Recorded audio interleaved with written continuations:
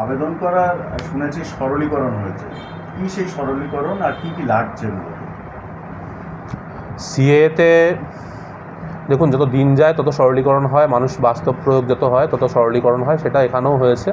আগে যেমন এপারের ডকুমেন্টস ওপারের ডকুমেন্টস দুটোই লাগছিলো, এখনও তাই লাগছে। এপার ওপার বলতে? এপার বলতে ভারতবর্ষের ডকুমেন্টস এবং বাংলাদেশের ডকুমেন্টস দুটোই লাগছিলো, এখনও তাই লাগছে। কিন্তু আগে বাংলাদেশের অরিজিনাল ডকুমেন্টসটা চাচ্ছিল যে আপনি ওপারে আপনার কি নাম ছিল সেটাও এপারে নাম আছে কি না, আপনার ওপারের পরিচয় এপারের পরিচয়ে মিল আছে কি না, অরিজিনাল ডকুমেন্টস চাচ্ছিল। কিন্তু বর্তমানে সেটা সবার পক্ষে সম্ভব হচ্ছে না। এটা যখন দেখার পরে এটা সরলীকরণ করে বললো যে ওপারের অন্তত একটা জেরক্স দিলে, বা কেউ ওপার থেকে কারো আত্মীয় স্বজন থাকলো একটা ছবি তুলে পাঠিয়ে দিল, সেটা প্রিন্ট আউট করে দিলে সেটাতেও হয়ে যাবে, সেটা তো গ্রাহ্য হয়ে যাচ্ছে। এটা তো সবচেয়ে বড় সরলীকরণ হয়েছে। কিন্তু অ্যাটলিস্ট আপনাকে ওপারের কোনো ডকুমেন্টস দিতে হবে যে আপনি ওপারে এই নামে পরিচিত ছিলেন, বা আপনার নামটা সঠিক কিনা। যে কোনো ডকুমেন্টস, সেটা কোনো ডকুমেন্টস মানে এমন না যে ভোটার কার্ড হতে হবে বা অন্য কিছু হতে হবে, আপনার এডুকেশনাল কোনো জিনিস, যে কোনো একটা ডকুমেন্টস তথ্য দিতে হবে। আর এপারের পিলার মানে ইন্ডিয়ান পার্টের পিলার? ইন্ডিয়ান পার্টে যা যা করেছে তাই দিতে হবে। অ্যাটলিস্ট ডেট অফ এন্ট্রি, যে সিএ করতে গেলে যেমন 2014 31শে ডিসেম্বরের আগে আপনার ডেট অফ এন্ট্রি আছে, এইটা দেখাতে হবে। মানে 2015-এর আগে যে কোনো ডকুমেন্টস দেখাতে হবে যে আপনি 2015-এর আগে ইন্ডিয়াতে আপনি এন্ট্রি করেছেন, এইটা আপনাকে দেখাতে হবে। সেরকম ডকুমেন্টস আপনার লাগবে। তাছাড়া অনেকে করে নিয়েছে ভোটার কার্ড, অনেকের আধার কার্ড। এবং এটা বলা অবশ্যই উচিত যে অনেকে ভয় পাচ্ছে যে আমি এটা করি, এটা চলে যাবে না তো। যে কোনো হিন্দু, যে কোনো বৌদ্ধ, যে কোনো পার্সি, যে কোনো জৈন, যারা আফগানিস্তান, বাংলাদেশ, পাকিস্তান থেকে ধর্মীয় কারণে বিতাড়িত হয়ে এসছে, তাদের কোনো ভয়ের কোনো কারণ নেই। তারা এখানে জাস্ট প্রমাণ করবে যে ওখানে ওরা ইসলামিক দেশে ইসলাম ধর্মের অবলম্বনই ছিল না, বা অন্য ধর্মের যেগুলো আইনে বলে দেওয়া আছে সেই ধর্মের অবলম্বনই ছিল, এবং তারা ধর্মীয় কারণে বিতাড়িত হয়ে এসছে। এইটুকুনি জাস্ট প্রমাণ করতে হবে। আর কোনো হিন্দুদের কোনো ভয় নেই, জাস্ট অ্যাপ্লাই করে রাখুন। অ্যাপ্লাই করে রাখলে সব কিছু হয়ে যাবে, সমস্যার সমাধান।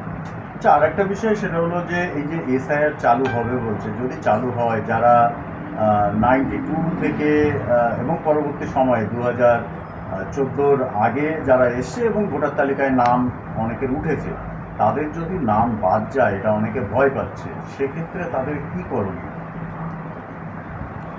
তাদের যদি নাম বাদ যায়, দেখুন 2002-এর ভোটার তালিকা লাস্ট, ওটা এনপিআর হয়েছিল, ন্যাশনাল পপুলার রেজিস্ট্রেশন, সেটা এসআইআর হয়ে এসছে।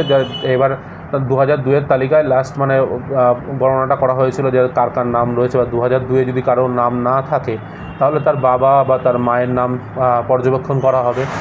সেটাও যদি না থাকে, এবার তখন সেটা বলবে যে কেন নেই, কারণটা জানতে চাওয়া হবে। তার জন্য তো দেখুন প্রকারান্তরণে যেটা আছে আমাদের সিটিজেনশিপ অ্যামেন্ডমেন্ট অ্যাক্ট, সেই অ্যাক্টের আওতায় তো সবাই পড়ে যাচ্ছে। তাদেরকে তো সহজেই মানে সরলীকরণ করে এই নাগরিকত্ব দিয়ে দেওয়া হচ্ছে। ভয়ের কিচ্ছু কারণ নেই যে কোনো হিন্দু নাগরিক যারা এখানে এসছেন বিতাড়িত হয়ে ধর্মীয় কারণে, তারা অবশ্যই নাগরিকত্ব পাবে। জাস্ট একটাই আবেদন থাকবে যে আপনারা সিএতে অ্যাপ্লাইটা করে রাখবেন। কোনো ভয়ের কারণ নেই, নিশ্চিন্তে আপনারা যে যা সুবিধা পাচ্ছেন সব সুবিধা আপনারা পেয়ে থাকবেন। কোনো ভয়ের কারণ নেই, এক ছিটাও ভয়ের কারণ নেই। আর কে কি বলছে ওই কানে না দিয়ে নিজের কাজটা করে দিন, অ্যাপ্লাইটা করে যান। যদি কোনো নাগরিকের 2002-এর পরে নাম না থাকে এবং এসআইআরে তার যদি নাম বাদ যায়, সেক্ষেত্রে সে সিএ আবেদন করার পর নাগরিকত্ব পাওয়ার পর কি ভোটার তালিকায় নাম তুলতে পারবে? অবশ্যই পারবে। নাগরিকত্ব ভারতের নাগরিকত্ব পাওয়া মানে ভারতবর্ষে থাকাকালীন যা যা সুবিধা পাচ্ছে, ভোটার হোক, আধার হোক, ব্যাংক হোক, পোস্ট অফিস হোক, যা যা সুবিধা পাচ্ছে সে সেই সুবিধা পাওয়ার অধিকারী। যে সমস্ত সিএ আবেদনকারী আছেন, অনেকেই আছেন যাদের ধরুন ভোটার কার্ড রয়েছে, আধার কার্ড আছে, প্যান কার্ড আছে, সেগুলো কি বাতিল হবে? কারো কিচ্ছু, যে যা সুবিধা পাচ্ছে বর্তমানে, তার কারো সে সরকারি চাকরিও করে থাকলে তার কারো কোনো সুবিধা বাদ যাবে না। আর ধরুন একেবারে আপনার কিছু নেই, একেবারে আপনি ওপারের ডকুমেন্টস দেখাতে পারছেন না বা কাল এসছেন, কিচ্ছু নেই, আপনি তাও অ্যাপ্লাই করতে পারেন। সেটা সিটিজেনশিপ অ্যাক্টের আন্ডারে আপনি অ্যাপ্লাইটা পেন্ডিং থাকবে, রিজেক্ট হবে না। আপনাকে জাস্ট প্রমাণ করতে হবে যে আপনি ওপারে হিন্দু ছিলেন, আপনি ধর্মীয় কারণে এসছেন, এমনি এমনি আসেননি। এইটুকুনি প্রমাণ করতে পারলে আপনার কোনো ভয়ের কোনো কারণ নেই। নিঃসন্দেহে আপনি যা যা সুবিধা পাচ্ছেন পেতে থাকবেন। এখনও কি আবেদন হচ্ছে? কন্টিনিউয়াস আবেদন হচ্ছে, আমরা আবেদন করেও যাচ্ছি, অনেকের আবেদন করে দিচ্ছে, আবেদন হচ্ছে, আবেদন করতে থাকুন। এটা ম্যান্ডেটারি।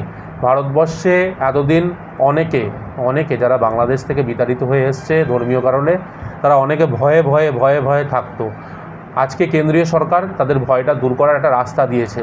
সেই রাস্তাটা আপনারা সঠিকভাবে যাতে অধিকার পেতে পারেন, সেই অধিকার পাওয়ার রাস্তা, এবং সেই অধিকার পাওয়ার রাস্তাটাকে আপনারা সরলীকরণ করে ওটাকে অ্যাপ্লাই করুন এবং এই নিজের যে অধিকারটা সেটাকে বুক ভরে আঁকড়ে নিন। এত বড় সুবিধা, এত বড় আইন আমার তো জ্ঞান তো আমি কোনো দিন দেখিনি আজ পর্যন্ত। আপনার নাম পরিচয়? আমার নাম চিরঞ্জিত দাশগুপ্ত, আমি বারাসাত কোর্টের অ্যাডভোকেট। কি হচ্ছে এটা, তাহলে কি হবে?